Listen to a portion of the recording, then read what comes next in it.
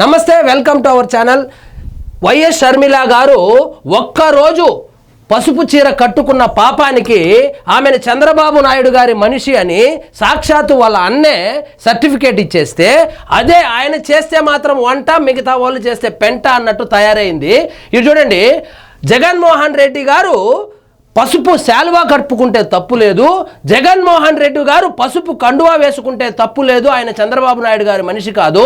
అదే షర్మిల గారు ఒక్కరోజు, అది తన కొడుకు పెళ్లికి కార్డు ఇవ్వడానికి చంద్రబాబు గారిని కలిసిన రోజు పొరపాటున పసుపు చీర కట్టుకుంటే, చెల్లి కట్టుకున్నటువంటి చీరను కామెంట్ చేసినటువంటి మనిషి ఎవడైనా ఈ ప్రపంచంలో ఉన్నాడు అంటే అది జగన్మోహన్ రెడ్డి.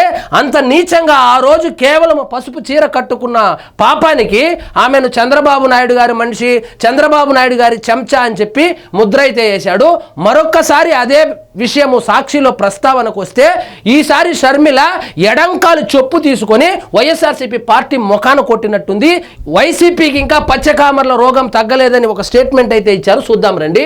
ప్రజలు చెప్పుతో కొట్టినట్లు తీర్పు ఇచ్చినా నీచపు చేష్టలు మారలేదు.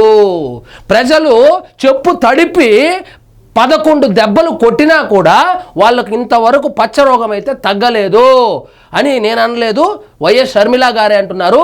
వైసీపీకి, ఆ పార్టీని మోసే సంస్థలకు ఇంకా పచ్చకామర్ల రోగం తగ్గినట్లు లేదు, కళ్ళకు కమ్మిన పసుపు బైర్లు తొలగినట్లు లేదు. ఇప్పటికీ అద్దంలో మొహం చూసుకున్న చంద్రబాబే కనిపించడం బాధాకరం.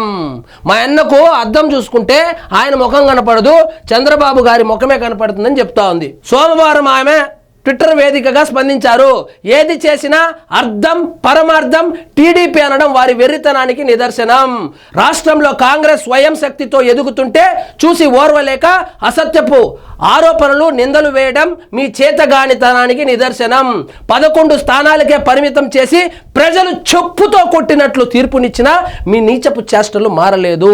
మా అన్నని అండ్ కోని చెప్పుతో కొట్టినట్లు తీర్పు ఇచ్చినా ఇంకా వాళ్ళు బుద్ధి అయితే మారలేదు. నేను స్వయంగా ఎదుగుదామని ఒక ఆడబిడ్డ ఒక పార్టీని మోస్తా ఉంటే నా మీద నీచపు రాతలు రాయిస్తా ఉన్నారు మా అన్నగారు, మా వదిన గారు అని చెప్పి వాపోతా ఉన్నారు. మీరు ఈ జన్మకు మారరని రాష్ట్ర ప్రజలకు అర్థమైంది. కుల మతాల మధ్య చిచ్చు పెట్టే ప్రతి అంశంలోనూ మోదీకి మద్దతుగా నిలిచి 5 ఏళ్ల పాటు మోదీ సేవలో తరించినట్లు ప్రజలకు స్వరం బోధపడింది. స్వలాభమే పరమావధిగా రాష్ట్రాన్ని దోచుకున్న జగన్ అంటే వాళ్ళ అన్న ప్యాలెస్లు కట్టుకున్నాడు. మా అన్న ప్యాలెస్లు కట్టుకున్నాడు, ఖజానాను నింపుకున్నాడు. మా అన్న జగన్మోహన్ రెడ్డి గారు చేసింది 3 పనులు. 1 అరాకొరగా బటన్లు నొక్కడము, 2 దోచుకోవడము, ఖజానా నింపుకోవడము అని చెప్పి స్వయాన శ్రీ రాజశేఖర్ రెడ్డి గారి కూతురైనటువంటి షర్మిల గారైతే ట్విట్టర్ వేదికగా స్పందించారు. మా అన్న ఈ జన్మకు మారడు, ఎవరో ఒకరి సేవలో తరించాల్సిన కర్మ రాజశేఖర్ రెడ్డి బిడ్డ షర్మిలారెడ్డికి పట్టలేదు.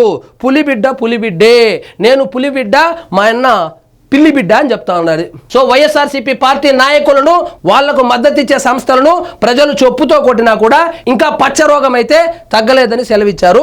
సో ఇదండి ఈరోజు మన టాపిక్. మీకు ఈ వీడియో నచ్చినట్లయితే లైక్ చేయండి, షేర్ చేయండి, ఛానల్ మాత్రం సబ్స్క్రైబ్ చేసుకోవడం మర్చిపోవద్దు.